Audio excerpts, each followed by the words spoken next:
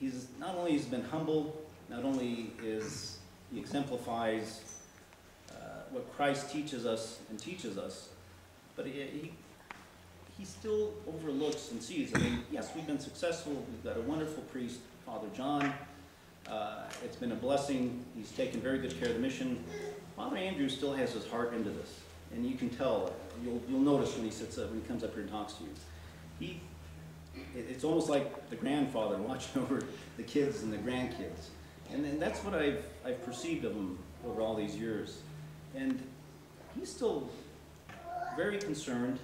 Not really concerned, but he's concerned how we are doing. He always wants to know how we're doing, and it's very important for him to be close to the mission. And he's given us excellent advice in the past.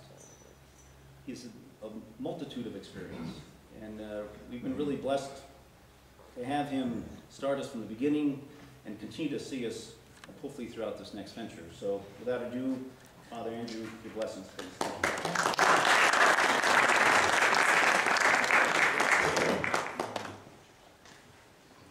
don't want to overdo my, watch how long I speak. Thank you for inviting me back.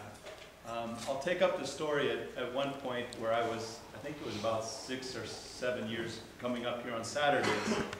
And as we were doing that, my church was growing in Scottsdale, and it was getting a lot more busy, and I was embarking upon our own building program at the same time.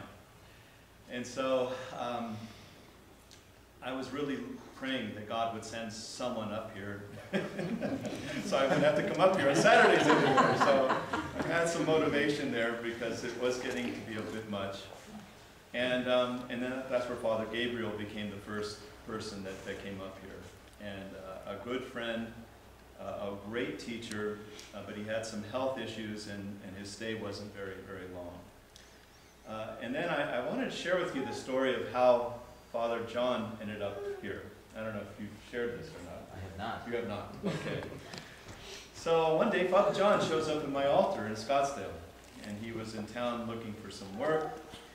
And immediately when I met him, I said, this person has something to offer the church. And so I started to assist him finding a church to serve. And so I had done a few calls, and it turned out that he was pretty much on his way to Pocatello, Idaho. He had talked to the bishop in Denver and made all the arrangements, and right at that time was when Father Gabriel was having some of his health issues. And you know, when people say God speaks to you, has spoken to you, you know, never believe those people. I don't think God really speaks to people. But I just felt this very strong feeling that Father John should come up here. So I called him and I just said, Father John, you have to come to Prescott. I said, well, how far are you in Pocatello? And he goes, well, they're expecting me, you know. And I said, tell them, Bishop in San Francisco wants you here. And so that's how it happened. It came up 3 years ago. And since then, the beautiful thing I'm looking at is I don't know a lot of you. You're unfamiliar faces. And that's a beautiful thing. That means that God is working here. You are being fed. You're being drawn to this community. And this is what we've been praying for. And so, you know, I think I've been a priest for about 20 years now. And we went through this, we built the church about 10 years ago. And looking back on all that time, the one thing I've come to learn is that I think I know about 2% of what God's doing. And the other 98%, if you're blessed and you figure it out later, I just have always felt that, you know, we're called to serve God and to follow wherever He leads us. And so what does that mean? It means putting your faith into action. And one of the things I wanted to share with you was what happened at Assumption. Well, which story should I share? Well, I'll share the story when we finally got around to building the church. We were about 100, 100 families. And we had a campaign to raise the money to build the church. And that in itself became quite a bit of a miracle, because actually in the end, it was only 100 families who made commitments. There was 150 people on our books, but 100 people stepped up and made a 3-year commitment to the building of the church. And we hired a company from Dallas to work with us, a fundraising, stewardship company.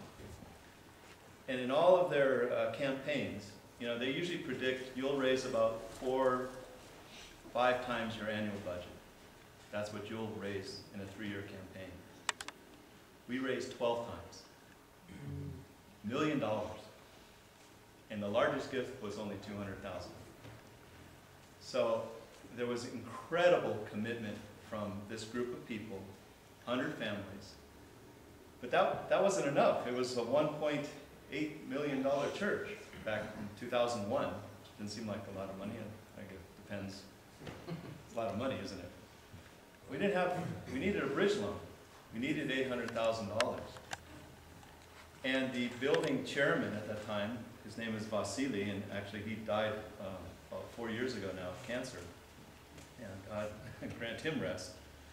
But God put it on his heart to, he really didn't have much to do with church. He was always in church his whole entire life, but he never really got involved. He was kind of in the back.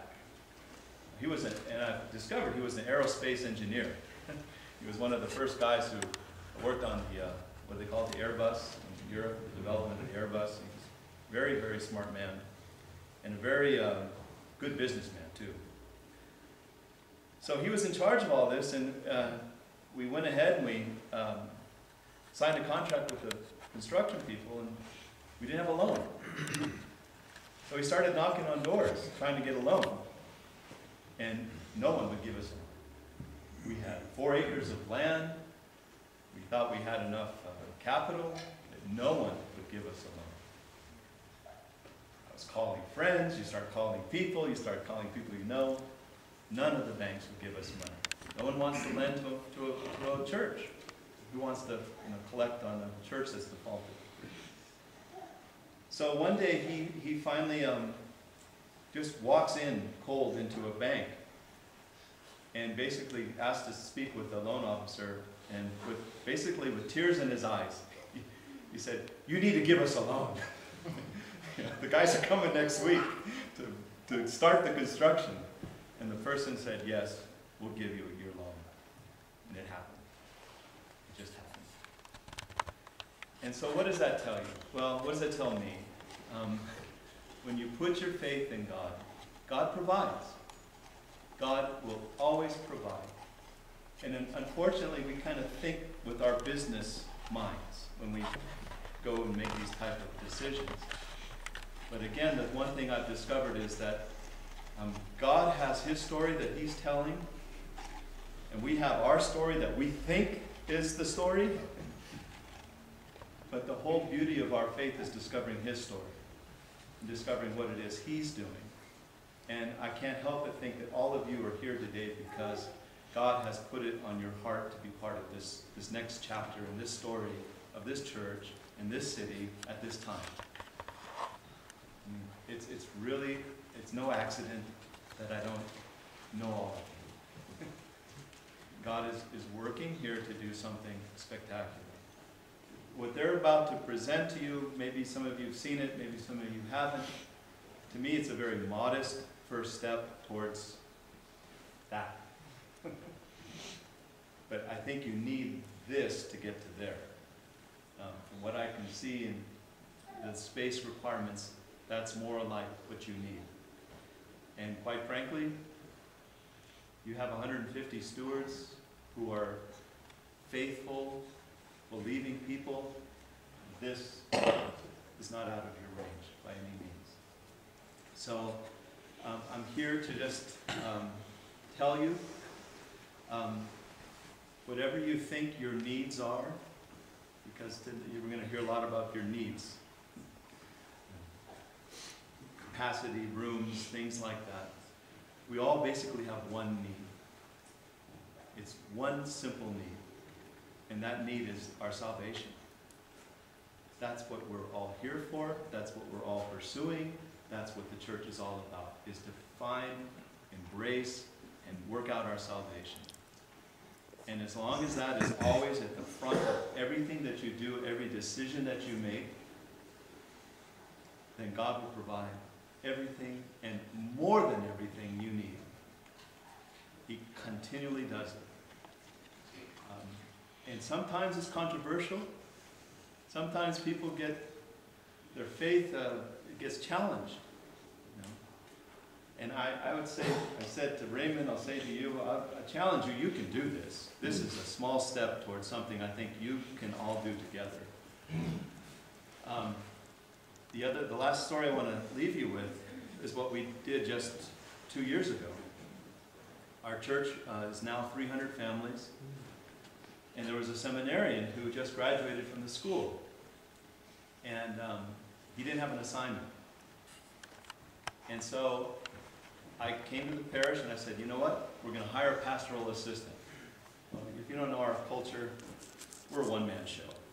Most Orthodox churches are a one-man show. There's the priest, he's lucky if he has a secretary, and any kind of staff. So this was a big leap for us. And after some discussion and some difficulty through that decision was made. And when I first brought this to the congregation, I said, this is something that will enhance us as a community. And it certainly did. It certainly did that. But as we went through it, it was a big challenge. There were about 4 months last year where we were paycheck to paycheck. Our bank account was pretty much zero. About 4 months of that. And that had never happened before. It's been tough since the economy has been the way it is, but not that bad. And after a year and a half, it was time for Alan to find an assignment. And no assignment was coming for him. Nothing. And we made the decision that, well, we can't keep him on another year. So what are we going to do? Well, 2 weeks ago, he gets a call from the Metropolitan. He has an assignment for him. Something opened up in Los Angeles. So he's on his way tonight, actually, driving to Los Angeles to become the second priest, the assistant priest at St. Sophia Cathedral in LA. So now, looking back on all that, there was tons of sacrifices that took place. Stewardship increased. We had to increase it because we had this need. I didn't take a raise, cut my salary basically what it was. And looking back on it, though, we were being called to do something not for us. We were called to do something for the church. To take this young man, he's my age, he's the second career person, to take this man and make him a laborer in the vineyard. And we did that. And we were faithful to it, and God provided, and we ended up the year not so much in debt as in the previous year. It wasn't easy. It was difficult. But nothing good is easy. Nothing good is easy. So I can't tell you how, I am like the grandfather here, seeing this little seed grow. I'm very, very happy to see Father John's leadership bring you to this step here. 3 years, he's been laboring, and the fruit is here tonight. So I just want to encourage you to keep going down the course you've set. And God will provide. We're faithful for what he calls us to do. He'll provide for us. God bless you.